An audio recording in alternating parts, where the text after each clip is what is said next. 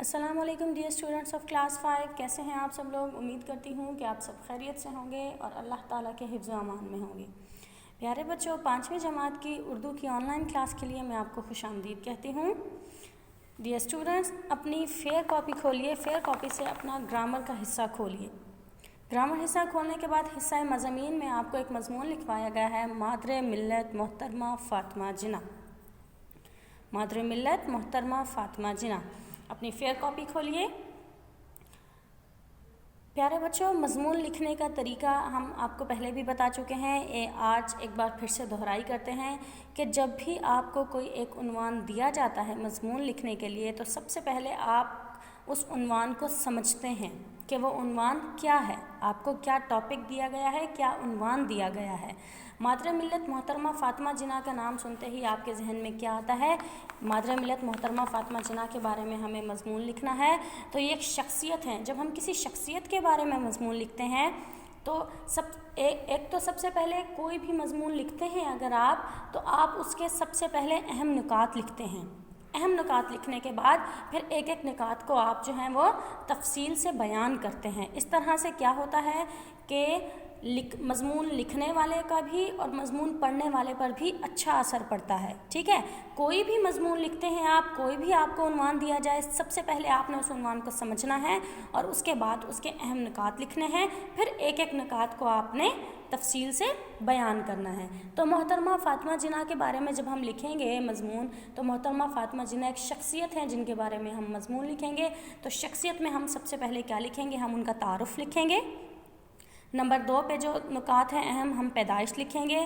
फिर उनकी तालीम के बारे में लिखेंगे। फिर उनकी शख्सियत कैसी थी ये लिखेंगे। नंबर 5 पे हम उनके कारनामे लिखेंगे कि उन्होंने क्या क्या कारनामे सर अंजाम दिए। और आखिर में फिर उनका इंतकाल लिखेंगे। ये कोई भी शख्सियत के बारे में अगर आप मज़मून लिखते हैं तो आपको ये अहम नुकात पहले लिखने होते हैं। तो आइए आज हम दोहराई करते हैं मोहतरमा मादरे मिल्लत मोहतरमा फ़ातिमा जिना मज़मून की।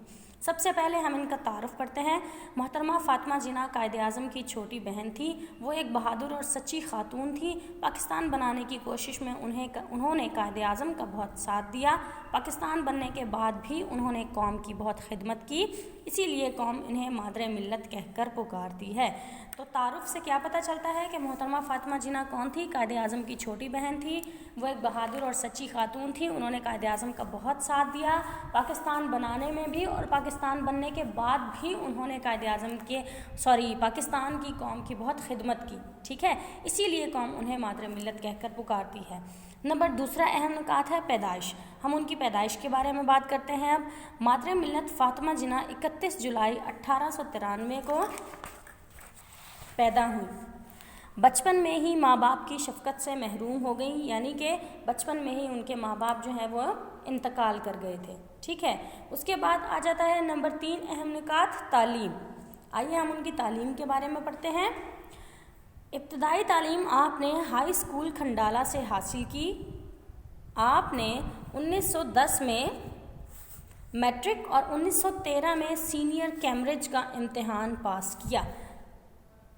1922 में डेंटिस्ट की तालीम मुकम्मल करके अगले ही साल 1923 में बम्बई में डेंटल क्लिनिक खोलकर प्रैक्टिस शुरू कर दी। ठीक है, तो इनकी तालीम के बारे में हमने पढ़ा कि इब्तदाई तालीम आपने हाई स्कूल खंडाला से हासिल की। 1910 में आपने मैट्रिक किया। 1913 में सीनियर कैम्ब्रिज का इम्तिहान पास किया।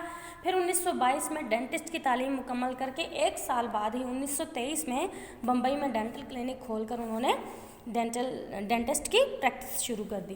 तो प्यारे बच्चों, आज के लिए इतना ही काफ़ी है। आपका होमवर्क है कि मादरे मिल्लत मोहतरमा फ़ातिमा जिना मज़मून के पहले 3 अहम नुकात अच्छी तरह से याद करें और याद करने के बाद इसकी रिटन प्रैक्टिस करें अपनी रफ़ कॉपी पे। मिलते हैं नई वीडियो में, मज़ीद मज़मून याद करेंगे। तब तक के लिए अल्लाह हाफ़िज़।